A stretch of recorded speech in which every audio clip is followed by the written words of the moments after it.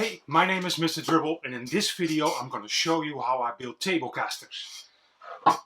What is a TableCaster? It's basically a guitar made out of a table. So I start out with this big piece of wood, and I end up in this video with a guitar body shaped like a jazzmaster. You want to know how I did that? Watch this video.